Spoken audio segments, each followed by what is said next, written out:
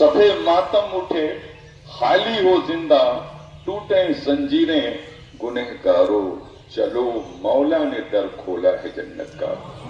या रसूल अल्लाह, जिन्हें मरकद में ताहश्र उम्मती कहकर पुकारोगे, जिन्हें मरकद में ताहश्र उम्मती कहकर पुकारोगे, हमें भी याद कर लो उनमें सदका अपनी रहमत का।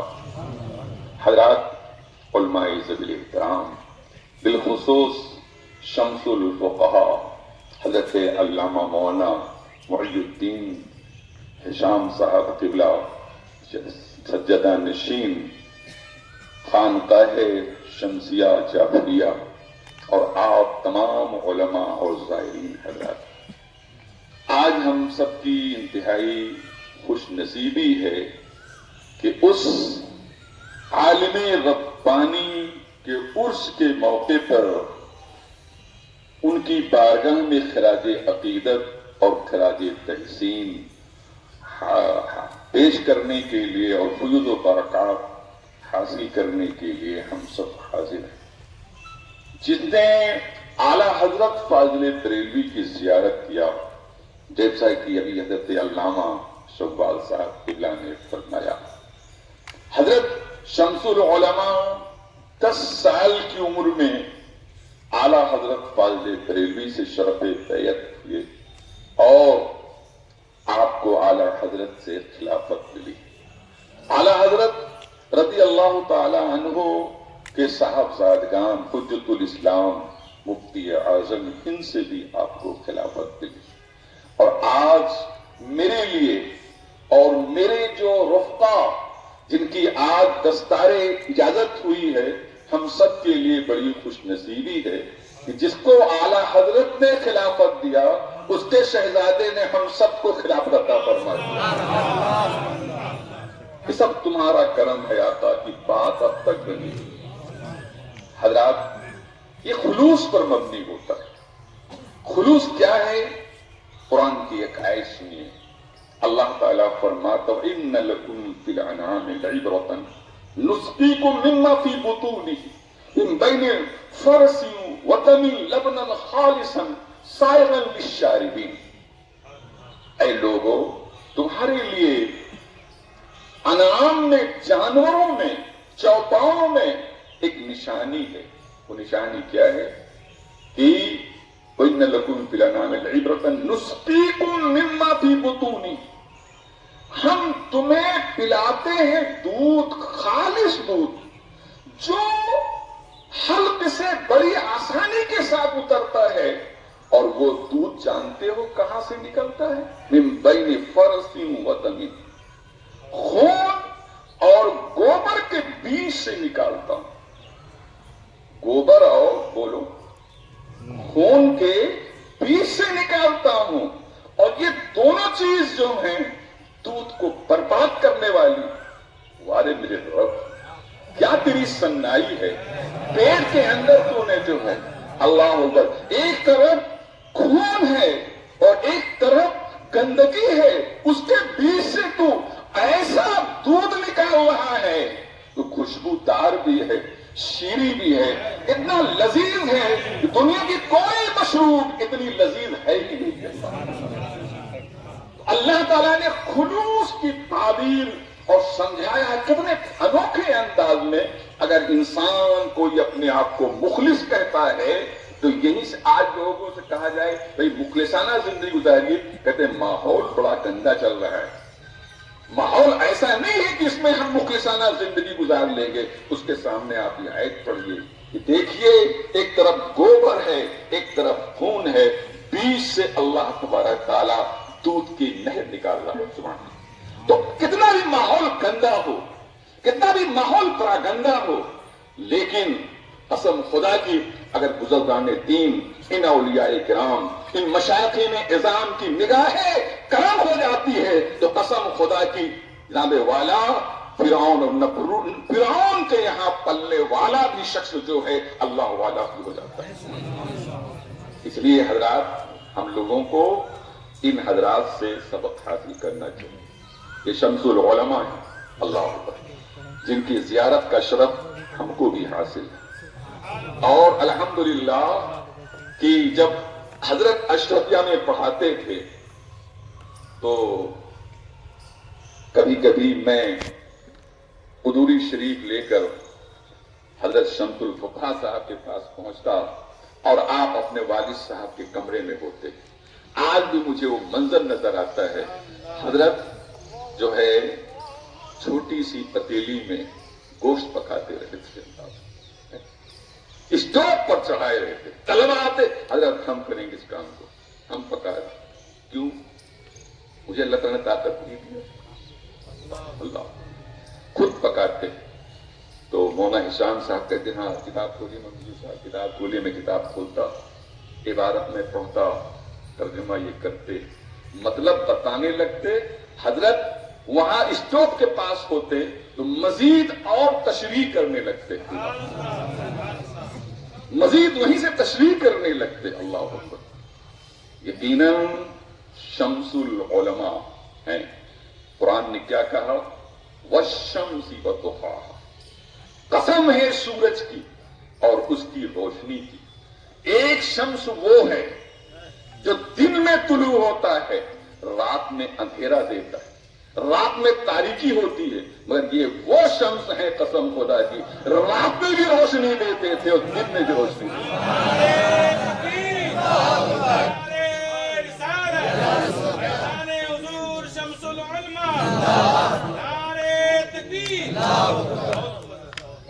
یہ شمس ہیں.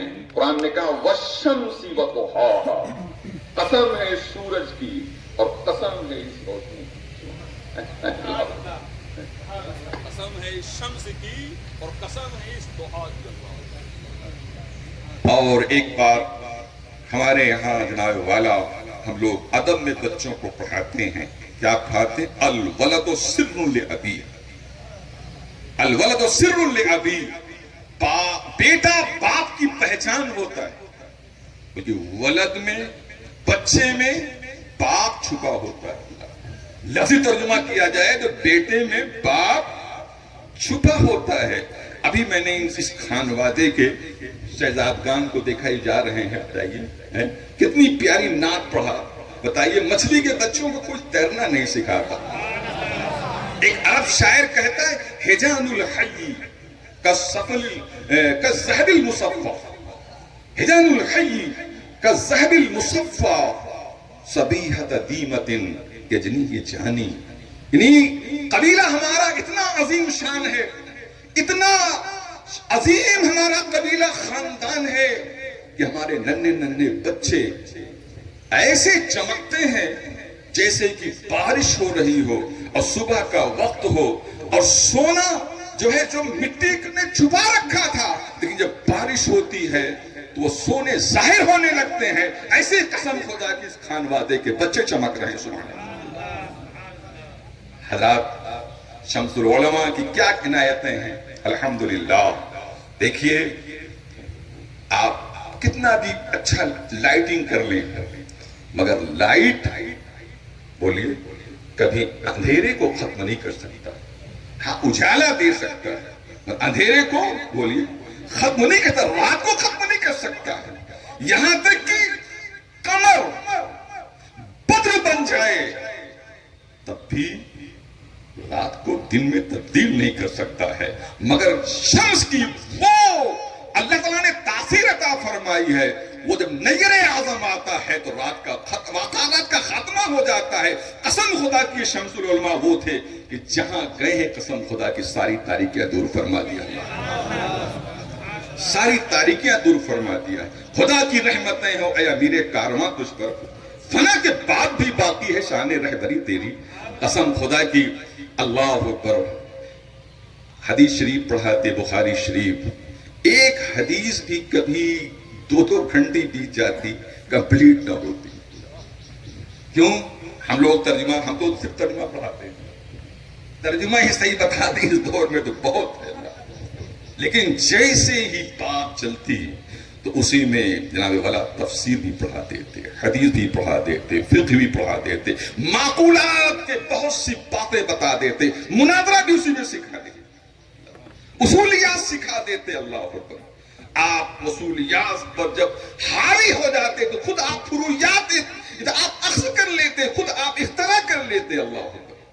جو ذات تھی شمس العلماء کی، اور قسم خدا کی شمس العلماء جیسے تھے انہوں نے اپنے جانشین جناب والا حضرت کو عطا فرمایا. ایک دم سر لعبی الولد سر لعبی. اللہ.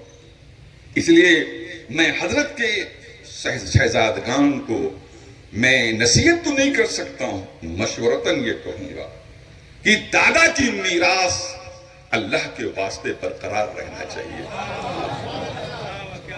دادا کی میراث مکان نہیں ہے، گھر نہیں ہے، یہ عمارتیں نہیں ہیں. دادا کی میراث علم ہے، دادا کی میراث تقوی ہے، دادا کی میراث خوف خدا ہے، دادا کی میراث خشیت الہی ہے، دادا کی میراث علوم جمیع علوم پر دسترس حاصل کرنا ہے. اس کا نام جناب والا دادا کی میراث ہے. میں آپ کو ایک واقعہ سناؤں. گنگو جہاں پر کبھی وہابیت کا نام و نشان نہیں تھا، اس وقت کا واقعہ میں بتا رہا ہوں آپ کو. ایک عارف باللہ گزرے ہیں جو سلسلے چشتیہ کے بڑے شیخ گزرے ہیں، حضرت عبد القدوس گنگوہی رحمۃ اللہ تعالی علیہ. تو ان کے پوتے تھے.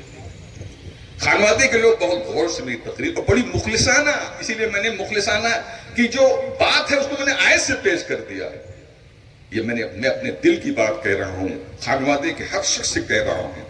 دیکھیے کہ دادا کی میراث کیا ہے. تو حضرت مولانا عبد القدوس گنگوہی رحمۃ اللہ تعالی علیہ کے پوتے کہیں جا رہے تھے. ایک مہترانی جو ہے ڈلوے کو پھینکا اور اس میں گرد و غبار تھا. وہ گرد و غبار اڑ کر شہزادے مخدوم زادے کے کپڑے پہ پڑ گیا اور انہوں نے اس کو گھور کے دیکھا اور تمتیائے اور ہاتھ اٹھایا مارنے کے لیے، مگر پھر سوچا کہ ماریں گے نہیں، عزتی ہماری ہوگی اس میں. مارا تو مہترانی کو مارا. تو مگر جب یہ تمتیائے لال پیلے پڑے تو اس مہترانی نے کہا لگتا ہے کہ دادا کی میراث آپ کو نہیں ملی. اللہ.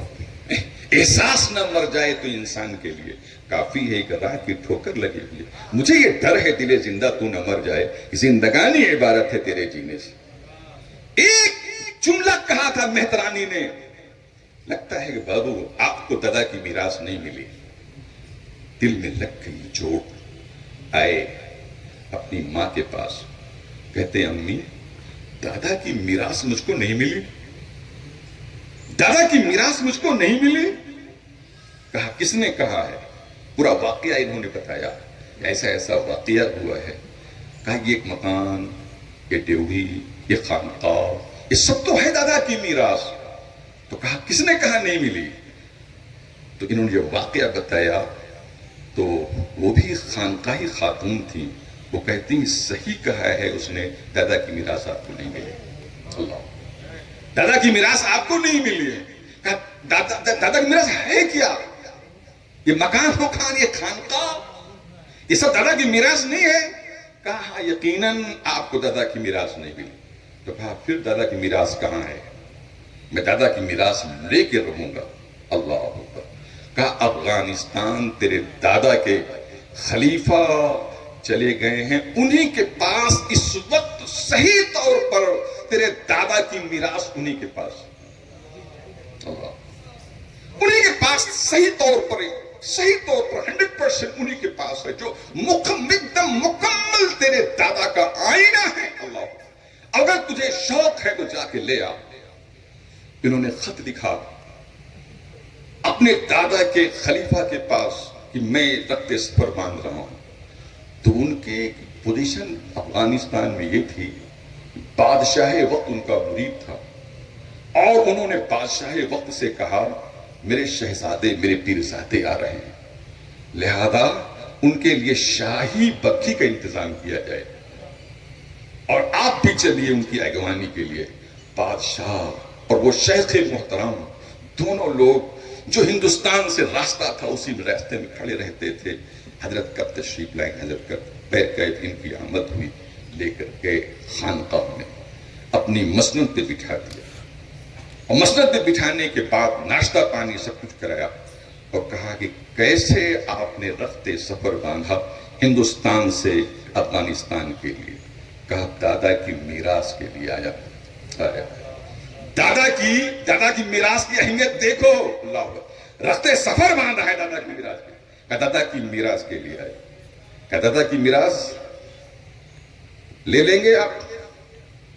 کہا ہاں، کہا نہیں، متحمل نہیں آپ، آیا ہے، خون تو ہے دادا کا آپ کے اندر، مگر بڑی کٹھنائی سے دادا کی میراث ملی۔ کہا کیسے؟ کہا آپ اٹھ جائیے۔